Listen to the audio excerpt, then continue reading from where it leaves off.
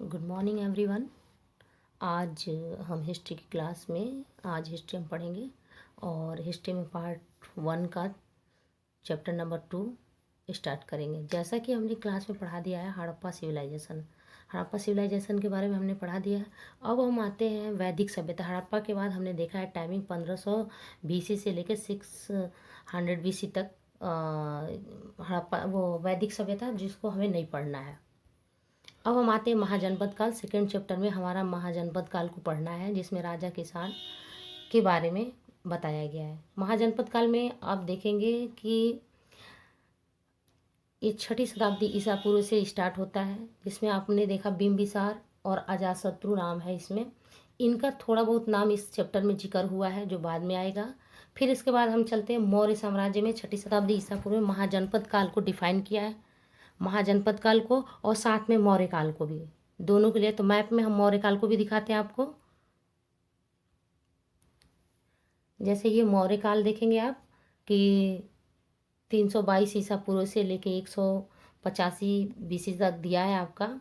तो मौर्य काल में चंद्रगुप्त मौर्य को देखेंगे, चंद्रगुप्त मौर्य को, जिसमें उसके वो था मेगास्थनीज और चाणक्य की भूमिका उसमें ज़्यादा मौर्य टाइम में, और अशोक का है अभिलेख के द्वारा, अभिलेख वगैरह के बारे में ज़्यादा जानकारी मिलती है।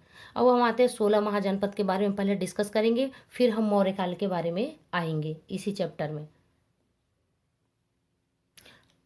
इस चैप्टर का पहला टॉपिक है आपका प्रिंसेप और प्रियदर्शी। 1830 के दशक में जेम्स प्रिंसेप ने ब्राह्मी और खरोष्टी लिपियों का अर्थ निकाला। ये ईस्ट इंडिया कंपनी के एक अधिकारी थे। जो जेम्स प्रिंसेप थे वो ईस्ट इंडिया कंपनी के एक अधिकारी थे। इन्होंने 1830 के दशक में स्तूपों पे स्तंभों पे जो लेख पाए, उन्होंने देखा ब्राह्मी में खरोष्टी में लिपि लिखी हुई थी। तो इन्होंने फिर इसका रिसर्च किया उस पर, और उन्होंने पाया कि अधिकांश अभिलेखों और सिक्कों पर प्रियदर्शी यानी मनोहर मुखाकृति वाले राजा का नाम लिखा गया है। तो ये मनोहर मुखाकृति वाले राजा का नाम इन्होंने अशोक से जोड़ा कि ये शायद सारे अभिलेख जितने भी मिले हैं प्रियदर्शी के नाम से, ये सभी अशोक के अभिलेख हैं, जिसने बौद्ध धर्म के प्रचार के और प्रसार के लिए ये अभिलेख को लिखवाया था। अब इस चैप्टर का सेकेंड टॉपिक प्रारंभिक राज्य। 16 महाजनपद, जैसे देखिए इसमें एक हेडिंग दे रखा है। तो उस टाइम में 16 महाजनपद के बारे में अभी मैं आपको मैप के माध्यम से दिखाऊंगी भी और बताऊंगी भी। इसमें दिया कि आरंभिक राज्यों, नगरों, लोहे के बढ़ते प्रयोग, सिक्कों का विकास, बौद्ध और जैन धर्म सहित विभिन्न दार्शनिक विचारधाराओं का विकास हुआ। बौद्ध धर्म में अंगुत्तर निकाय में सर्वप्रथम 16 महाजनपद का उल्लेख मिलता है। कुल मिलाकर 16 महाजनपदों का उल्लेख सर्वप्रथम किसमें मिलता है? तो बौद्ध धर्म के अंगुत्तर निकाय में 16 महाजनपदों के बारे में डिटेल हमें मिलता है। ऐसे कहते हैं कि शुरू में कि 16 महाजनपदों में विकास किस चीज़ का था? तो लोहे का सबसे ज़्यादा डेवलपमेंट उधर हुआ, लोहे का विकास सबसे ज़्यादा उस समय हुआ। फिर सिक्कों का विकास हुआ, मौर्य काल में सिक्कों का विकास हुआ। तो अब हम आते हैं 16 महाजनपदों को मैप के माध्यम से देखेंगे। ये सर्वप्रथम हम महाजनपद के नाम देखेंगे और उसके कैपिटल राजधानी देखेंगे। जैसे काशी, उसकी कैपिटल थी वाराणसी। कौशल था, कौशल, जिसको कौशल भी कई जगह नाम आएगा, कई जगह कौशल। कौशल की राजधानी श्रावस्ती। अंग की राजधानी चंपा। मगध की कैपिटल गिरिवज्र। देखिए कई बार इसकी कैपिटल चेंज हुई है। एक वक्त गिरिवज्र, उसी को कहा गया राजगिरिय, फिर बाद में पाटलिपुत्र इसकी कैपिटल हो गई है, जो आज पटना करंट में है। फिर आते हैं वज्र पे। वज्र की कैपिटल थी वैशाली। मल्ल की कुशीनगर। चेदी की सुक्तिमती। वत्स की कौशाम्बी। कुरु की इंद्रप्रस्थ।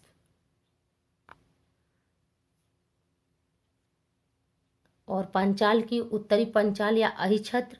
मत्स्य की विराटनगर। सूरसेन की मथुरा। अस्मक की पोटली। गंधार की तक्षशिला। कंबोज की राजपुर। ये कंबोज अभी आपको मैप में मैं दिखाऊंगी, अफगानिस्तान के तरफ है, सारे मैप में भी दिखाऊंगी। अवंती है, उत्तरी अवंती की उज्जैनी, मध्य प्रदेश के पास है ये, ठीक है।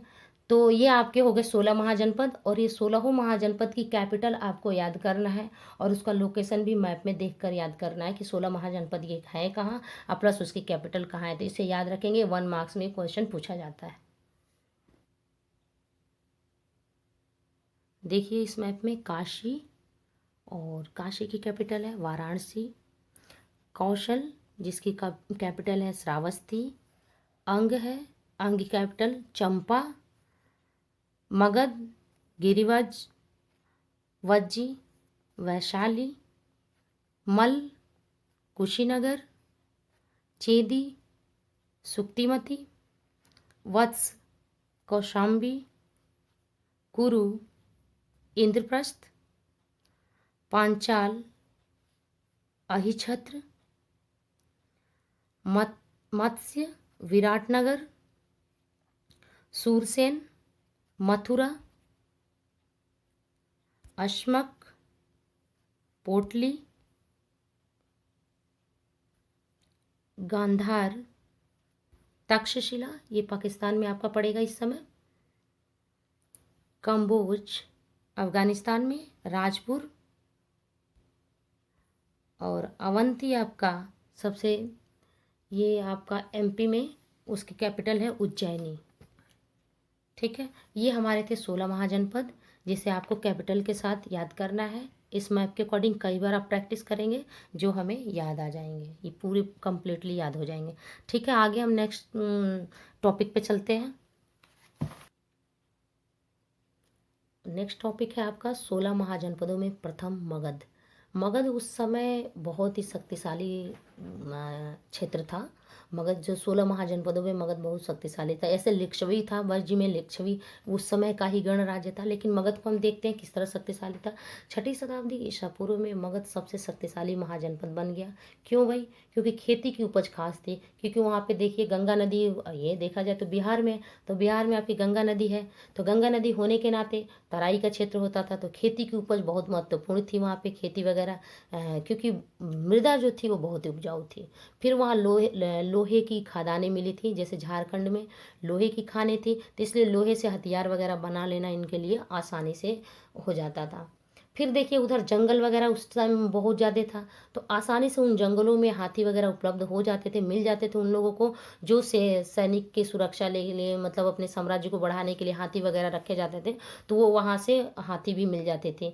नदियाँ होने के नाते मृदा आपको अभी बताया कि बहुत उपजाऊ होती थी, और हर एक कार्य, जैसे मान लीजिए कई जगह से सामान आदान प्रदान करने के लिए भी, एक जगह से दूसरी जगह जाने के लिए भी काफ़ी नदियाँ सहयोग करती थी। तो ये भी था, नदियाँ भी वहाँ पे काफ़ी उनके लिए सपोर्टर थी।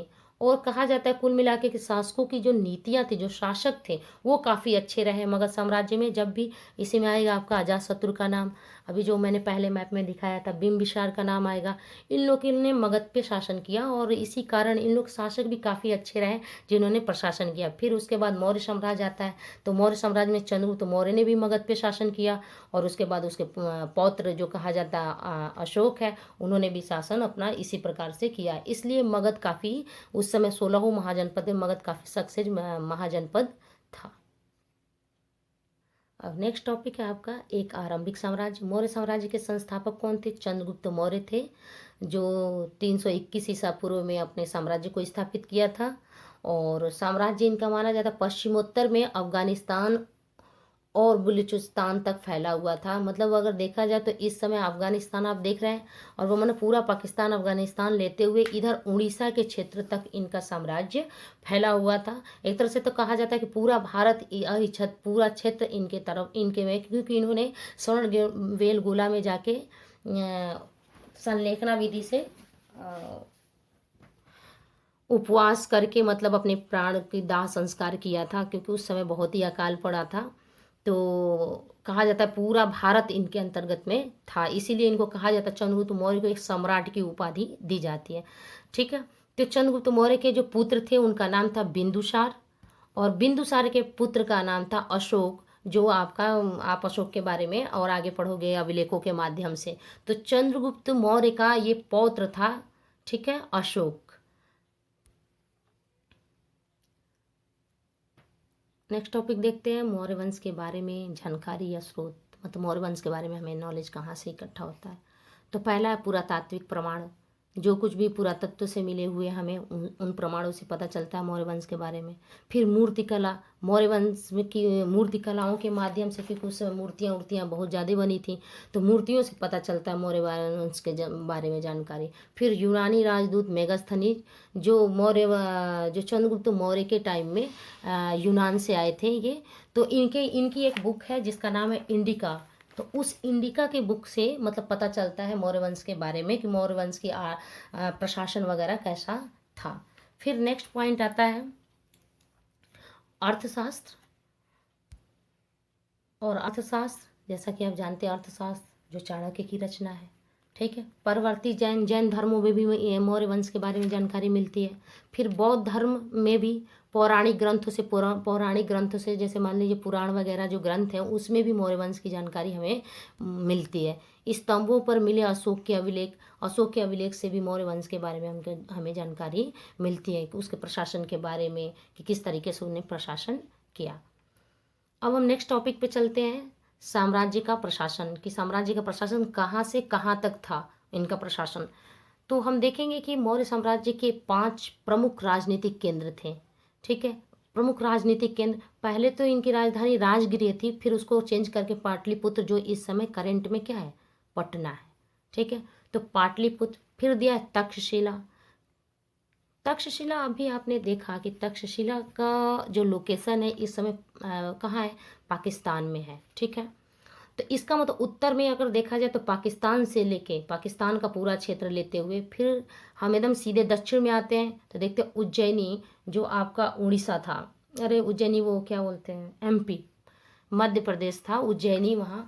फिर आते हैं तोसली, और सबसे नीचे आते हैं स्वर्णगिरी। नेक्स्ट लास्ट पॉइंट में स्वर्णगिरी मतलब कर्नाटक। मतलब अगर हम देखें पाकिस्तान से लेके पूरा कर्नाटक, केरल इन्हीं के क्षेत्र में था। तो इनका अगर देखा जाए प्रशासन, तो किस प्रकार से ये पूरे भारत पे अपना प्रशासन करते थे, तो इसका मतलब इनका प्रशासन सर्वोच्च कोटि का था, उच्च कोटि का था।